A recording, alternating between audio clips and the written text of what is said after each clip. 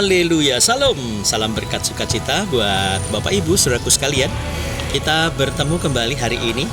Dan kira-kira apakah kegiatan kita hari ini? Atau kita sedang mengisi kesibukan kita dengan pekerjaan-pekerjaan yang mungkin masih tertunda.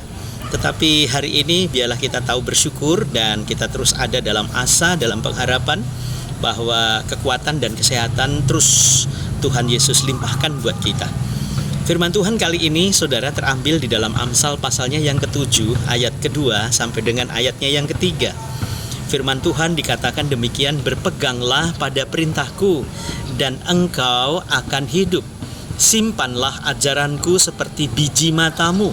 Tambatkanlah semuanya itu pada jarimu dan tulislah itu pada loh hatimu. Saudaraku yang dikasih oleh Tuhan Yesus, Amsal pasal 7 ayat 2 dan 3 ini hendak memberi pesan kepada kita, apapun keadaan kita tetap pegang janji Tuhan, tetap pegang firman-Nya. Jadi firman Tuhan ini the manual book of life kita. Jadi kalau kita dituntun kemanapun kita pergi, saudaraku sekalian, memang kadangkala perjalanan kita tertatih-tatih karena kita melewati suatu situasi yang berat, jalan-jalan yang begitu berat. Tetapi kalau hidup ini adalah sebuah perjalanan, saudara, maka jalani itu dengan sukacita. Karena kalau kita hanya melihat beban yang berat, saudara, dan hanya memikirkan beban yang berat, rasanya tidak pernah usai. Kenapa, saudara? Karena saudara dan saya masih hidup.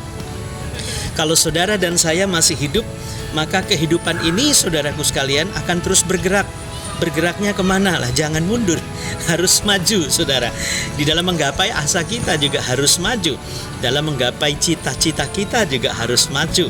Dalam mencapai keberhasilan dan kesuksesan kita tentunya kita juga harus maju. Kenapa, saudara?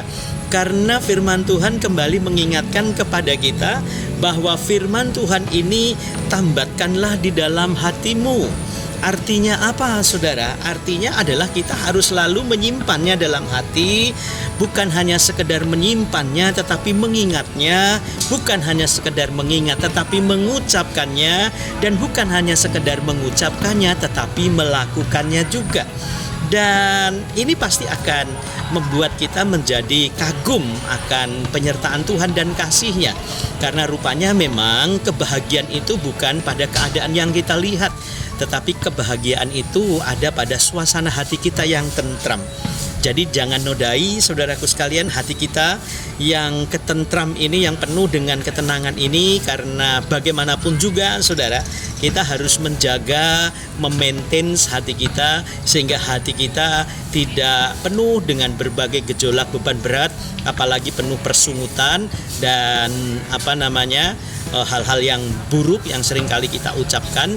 Tetapi biarlah kata-kata positif yang harus kita keluar dan lebih banyak kita berdoa. Karena doa orang benar itu besar kuasanya. Jadi terus pegang firman Tuhan, karena firman Tuhan sauh yang kuat. Sukses buat saudara dan Tuhan Yesus memberkati.